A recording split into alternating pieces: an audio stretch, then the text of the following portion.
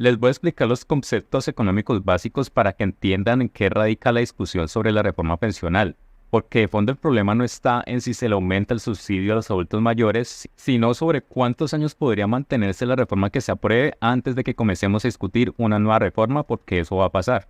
Entonces, la reforma es necesaria, pero el problema está en que quienes sugieren cambios hablan en un lenguaje técnico que no es muy cercano al ciudadano. Por ejemplo, dicen cosas como la siguiente: la reforma tiene un costo fiscal muy alto que la hace insostenible porque aumentaría el déficit pensional. Y según los cálculos, el valor presente neto del pasivo pensional se incrementaría en más de 50 puntos del PIB.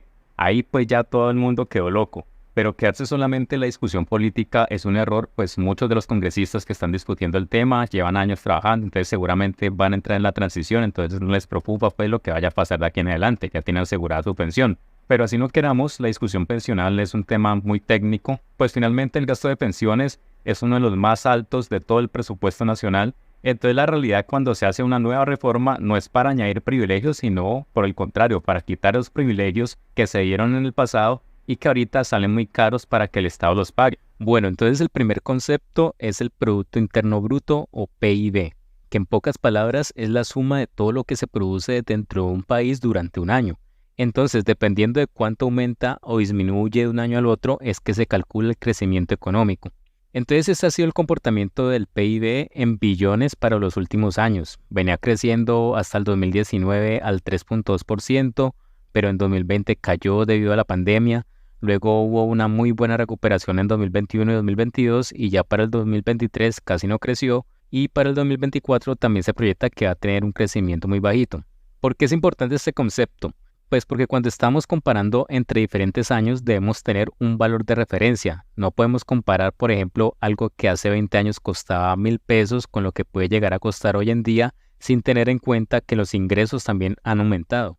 Entonces lo que se hace es referenciarlo a otra medida que también vaya aumentando a lo largo de los años. Por eso en economía las cifras grandes se suelen medir como porcentaje del Producto Interno Bruto. Y para otras cifras más pequeñas se usa, por ejemplo, número de salarios mínimos, número de unidades de valor tributario, etc. Entonces, por ejemplo, supongamos que usted en el 2020 se ganaba 1,000,000 de pesos y se gastaba 500,000 pesos en el mercado de su casa. Es decir, usted se gastaba el 50% de su salario en mercado. Ahora supongamos que para el 2024 usted se está ganando 1,500,000, pero ahora lo que se gasta en mercado es 900,000. Eso ahorita representa el 60% de su salario. Entonces de esta manera pues usted puede saber correctamente si se está gastando más o menos en relación a lo que se gastaba anteriormente. Entonces si por ejemplo en vez de 900,000 se gasta 700,000, pues su gasto actual es de 47%. O sea que a pesar de que aumentó lo que se gasta pasando de 500 a 700,000, cuando lo vemos en relación a sus ingresos en realidad disminuyó un poquito.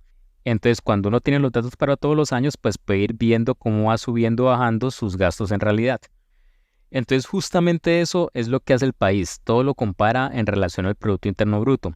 Entonces el gobierno en las estimaciones hace una proyección de lo que va a ser el Producto Interno Bruto para el año 2024, pero como ejemplo cojamos el último dato real que tenemos, que es el del año 2023. En cifras corrientes el año pasado el Producto Interno Bruto llegó a 1,572 billones. Es decir que un punto del PIB vendrían siendo 15,72 billones. De ahí que pues cuando nos dicen que una cosa va a costar un punto del PIB, en valores de 2023 significaría que va a costar aproximadamente 16 billones y si nos dicen que son 2 puntos ya serían 31 billones y así sucesivamente.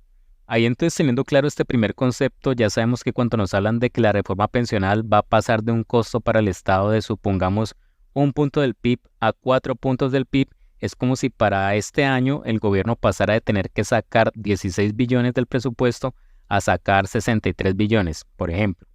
¿Eso es mucho o poquito? Ahí entonces podemos mirar cuánto es el presupuesto de Colombia.